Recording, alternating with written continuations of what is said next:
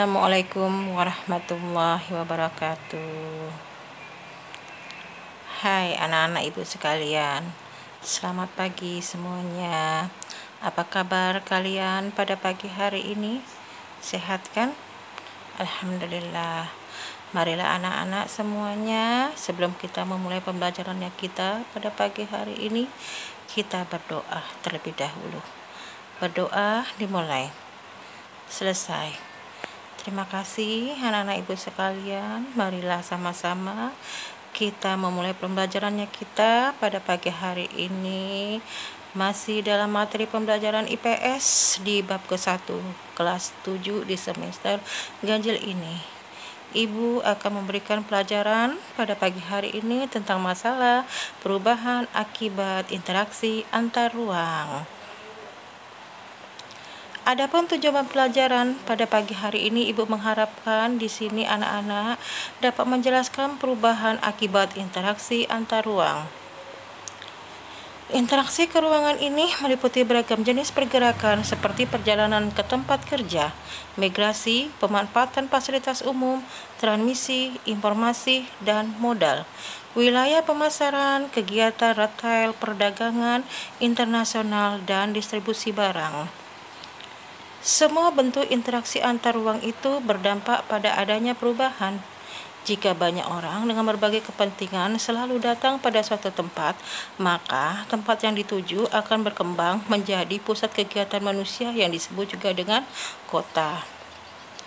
Perubahan akibat interaksi antar ruang adalah berkembangnya pusat-pusat pertumbuhan, perubahan penggunaan lahan, perubahan orientasi mata pencarian, berkembangnya sarana dan prasarana, perubahan sosial budaya, dan perubahan komposisi penduduk.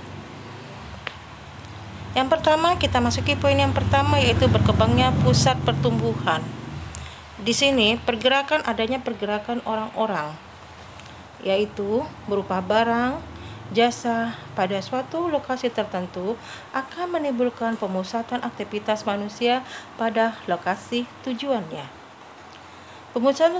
Pemusatan aktivitas penduduk akan membentuk daerah perkotaan. Daerah perkotaan merupakan pusat pertumbuhan suatu wilayah karena sebagian besar aktivitas terkonsentrasi di wilayah perkotaan. Baiklah anak-anak ibu sekalian, di sini ada contoh pusat pertumbuhan, ada Jakarta, Medan, Surabaya, dan juga Pontianak. Kedua, di sini adalah perubahan penggunaan lahan. Akibat interaksi antar ruang ini akan terjadi alih fungsi lahan dari lahan pertanian ke non-pertanian, yaitu berupa pemukiman industri, perdagangan, jasa, dan yang lainnya. Ibu lanjutkan, aktivitas penduduk yang terus meningkat memerlukan lahan untuk menampung aktivitas itu ya nak ya.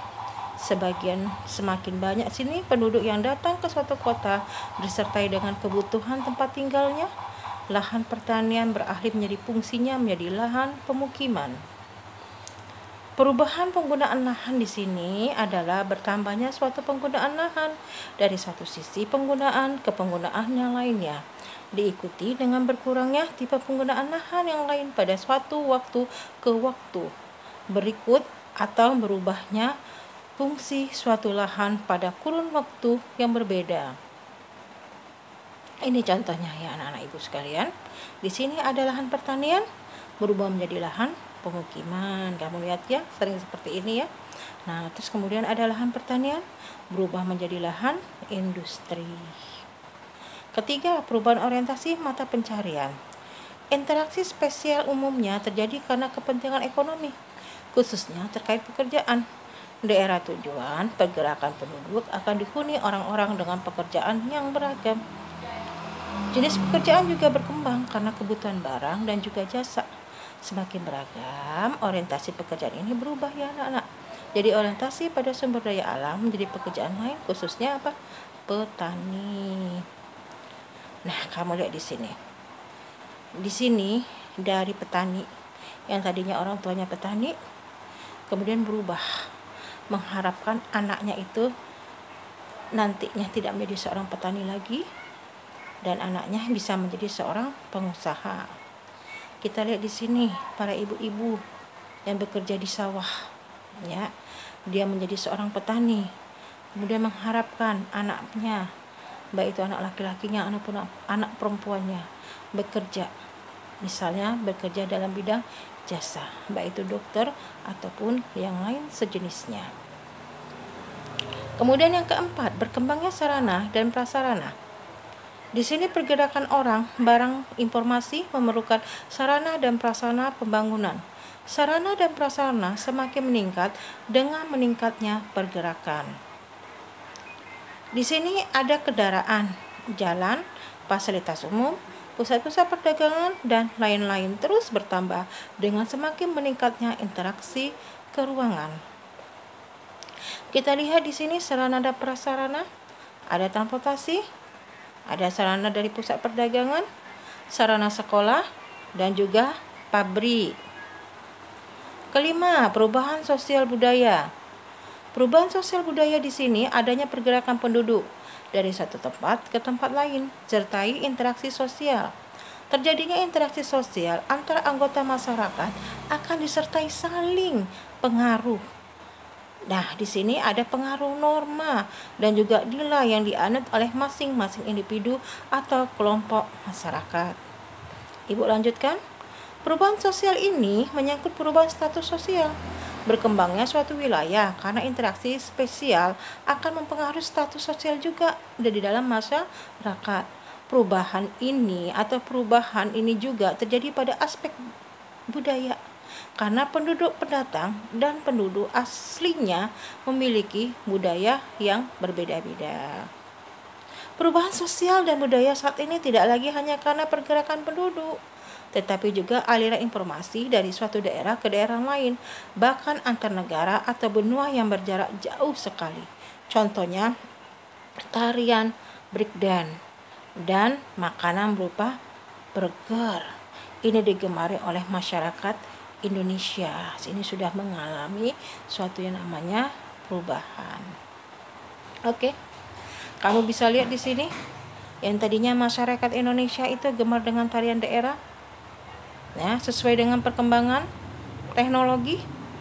Di sini mereka mulai menggemari tarian-tarian yang berasal dari luar. Contohnya tadi break dance. Kemudian tadinya orang Indonesia senang dengan makanan asli orang Indonesia. Contohnya gado-gado atau misalnya pecel.